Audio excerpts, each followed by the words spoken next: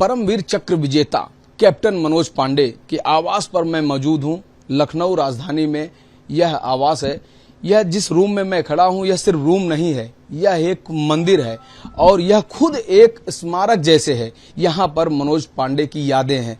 आप देख सकते हैं कि परमवीर चक्र विजेता 24 वर्षीय मनोज पांडे जी का यह यहाँ पर दिव्य मूर्ति यहाँ रखी हुई है। जाबाज कहते हैं कि जो कारगिल का एक माहौल था, मैं एक कविता कहना चाहूंगा उस पे कि पथ क्या पथिक कुशलता क्या, जिस पथ में बिखरे सूल न हो, नाविक की धैर्य कुशलता क्या, जब धार आए प्रतिकूल न हो।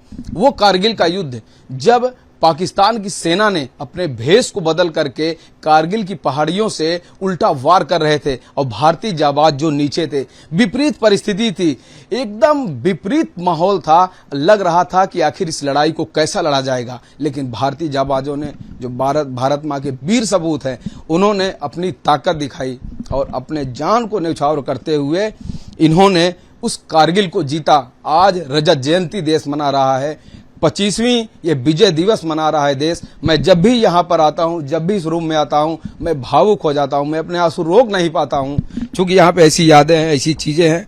मैं चलता हूँ। हमारे साथ कैप्टन मनोज पांडे के पिताजी हैं, जिन्होंने एक वीर पुत्र को जन्म दिया था। जानना चाहेंगे, क्या कहेंगे सर? भारत देश आज कैप्टन मनोज पांडे के शहादत पर 25वीं रजत जयंती मनाने जा रहा है। आज कारगिल युद्ध को 25 साल हो गए हैं। दुख भी है और हमारी सेनाओं पर हमें गर्व भी है। हमारी सेनाओं ने अपनी जान की परवाह न करते हुए 18,000 फुट ऊंची पहाड़ियों से उन आतंकियों को भगाया, मारा। ये हमारे सेना का शौर्य बल है।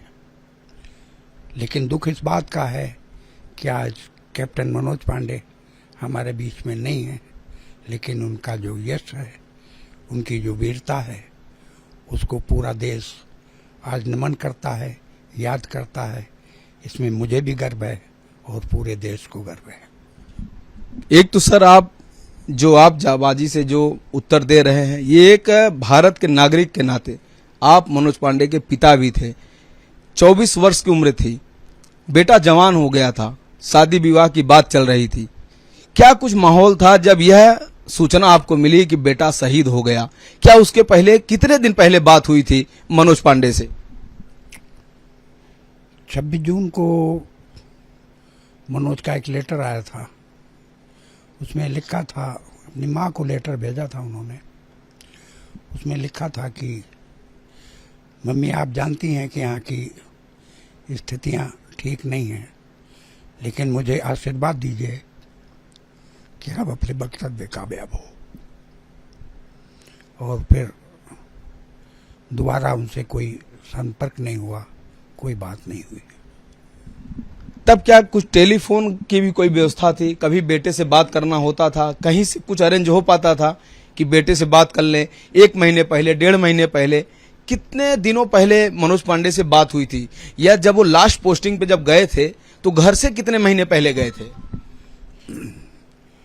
वो फरवरी में सियाचिन बॉर्डर से आए थे और मार्च में ही लेह चले गए थे। लेह में ही उनको पता लगा कि आतंकियों ने लेह की रोड जो श्रीनगर को जोड़ती है, उस पर कब्जा कर लिया है।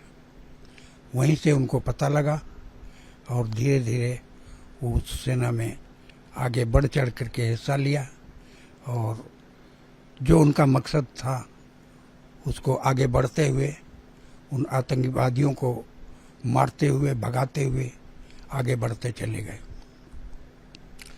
जहाँ तक रही मनोज के शादी की बात, तो एक नियमानुसार शादी उनके यहाँ ज़्यादातर सेना में 25 साल की उम्र में ही होती है।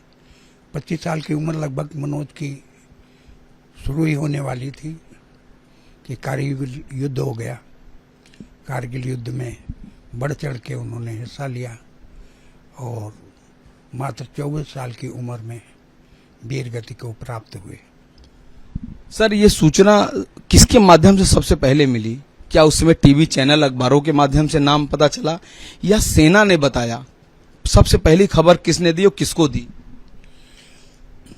देखिए, हम लोग टीवी पर देखते थे कि हमारे गोरखा रेजिमेंट की भी टुकड़ी लड़ रही है, लेकिन ये किसी प्रकार का सूचना हमको नहीं मिल पाती थी कि वहाँ पर कौन लड़ रहा है।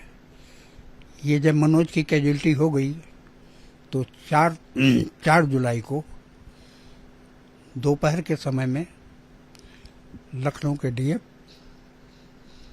कमिश्नर और कुछ शैल अधिकारी घर पर आए थे। तो मैं तो घर पे था नहीं उस समय, मनोज की माँ थी। सुनते ही माँ का दिल कैसा होता है, क्योंकि माँ के बहुत नज़दीक थे मनोज। जब भी आते थे तो माँ के पास ही रहते थे। अब विधि का विधान है, उसको बर्दाश्त तो करना पड़ता है। चाहने से मृत्यु नहीं आती है, मृत्यु का एक निश्चित समय होता है। लेकिन हमारे परिवार ने उसको सहन करने का भगवान ने शक्ति दी, उसको सहन किया और आज आप लोगों के सामने बैठे हैं। सर, ये युद्ध तो कई दिनों तक चला था। कितने दिनों बाद, यानी जब युद्ध शुरू हो गया था, आपको पता चला होगा टीवी के माध्यम से, जैसा आप कह रहे हैं, कितने दिन बाद यह खबर आई थी कि बेटा जो है शहीद हो गया देश के लिए? 5 मई से मनोज ने उसमें हिस्सा लिया था। 5 मई से बराबर बड़े बड़े चोटियां समाप्त करते हुए लास्ट चोटी थी कालूवाड़ चोटी, बटालिक सेक्टर में आती है, कारगिल में। उसके ऊपर 47 पाकिस्तानी डेरा जमाए बैठे थे।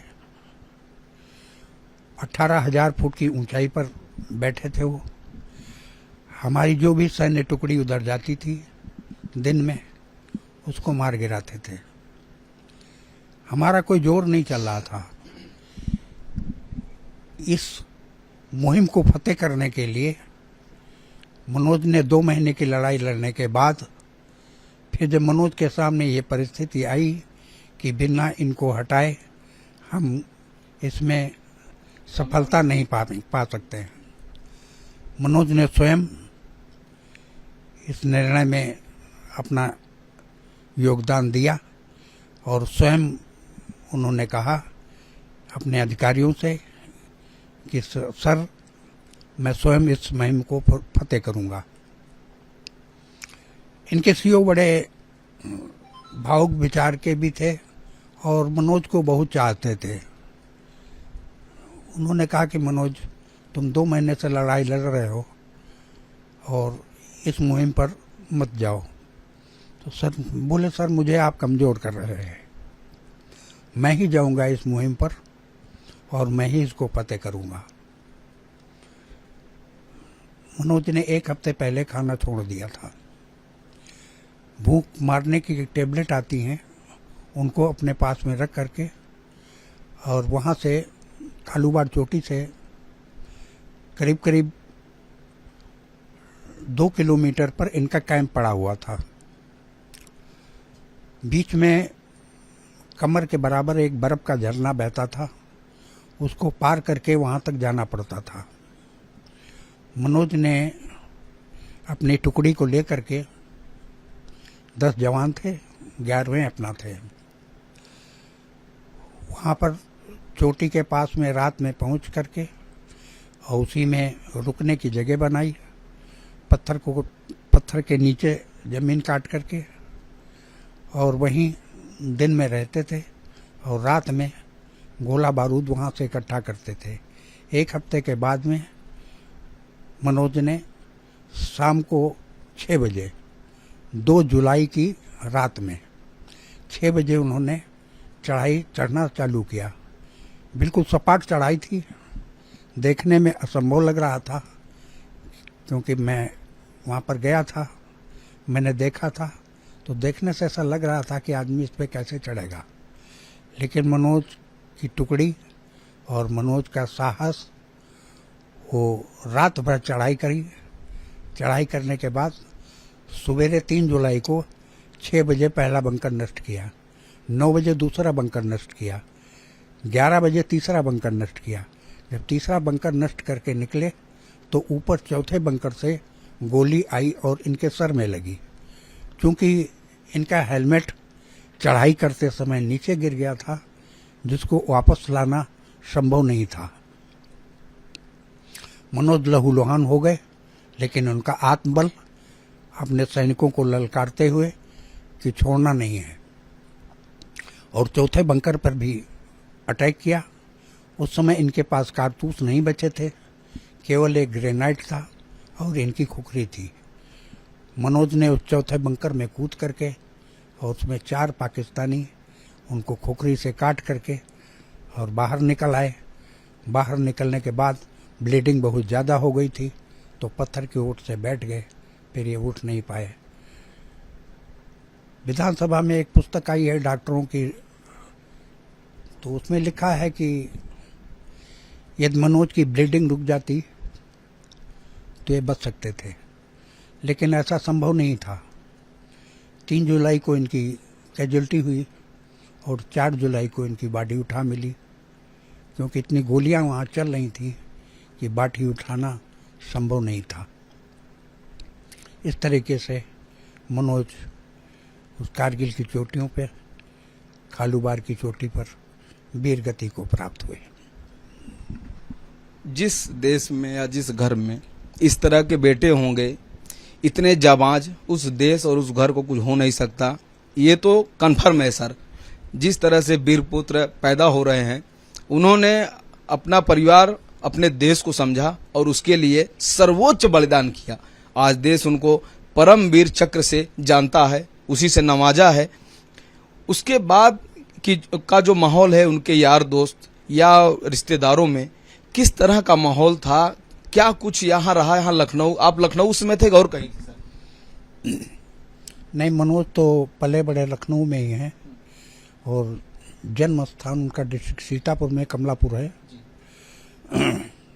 वहाँ का है। लेकिन बहुत छोटे थे तब हम उनको लखनऊ ले आए थे पढ़ाने के पर्पज से, तो शिक्षा जितनी भी उनकी हुई सब लखनऊ से हुई। आप सर किस प्रोफेशन में थे? हमारा अपना छोटा सा बिजनेस था, जिससे हमारा परिवार आराम से चलता था। बच्चों को पढ़ा लिखा करके उनको सही रास्ते पर ले जाना हर माँ बाप का कर्तव्य था, वही हम भी कर रहे थे। बहुत बड़ी बात है। हमारे साथ परमवीर विजेता कैप्टन मनोज पांडे का भतीजा भी है, उससे भी थोड़ा सा मैं बातचीत करना चाहूँगा। बेटे थोड़ा सा खड़े हो जाओ। क्या नाम है? मेरा नाम आदर्श कुमार पांडे है। ये बताओ, चाचा के बारे में क्या जानते हो, क्या सुना है चाचा के बारे में? हमने हमेशा से उनके वीरता के किस्से सुने हैं कि उन्होंने कैसे दुश्मनों को हराया और कैसे कारगिल में विजय प्राप्त की। और मैं तो उस टाइम पैदा नहीं हुआ था, लेकिन हमने हमेशा से अपने दादा से या दादी से हमेशा उनकी वीरता के किस्से सुने कि वो कितने मेधावी छात्र थे और कितने निपुण थे हर कार्यों में। क्या बनना चाहते हो आगे? मैं तो अभी अपनी ग्रेजुएशन पूरी कर रहा हूँ और अभी फिर आगे। देखिए, भतीजा हमारे साथ था, इसकी आवाज़ नहीं निकल रही, का मेरा जन्म भी नहीं हुआ था, लेकिन मैं अपने चाचा की वीर गाथा के किस्से अपने दादा और दादी से सुनता था। देखिए, बहुत ही विपरीत परिस्थितियों में बहुत दुर्गम विषय का वर्णन किया है मनोज पांडे के पिता श्री गोपीचंद पांडे जी ने, जिन्होंने कहा कि मनोज पांडे 5 दिन पहले ही खाना पीना छोड़ दिए थे, टेबलेट के सहारे जिंदा रहते थे। उन्होंने 3 बंकर विपरीत परिस्थितियों में जाकर ऊंचाई पर, चोटियों पर नष्ट किया। उसके बाद उनकी गोली तक खत्म हो गई।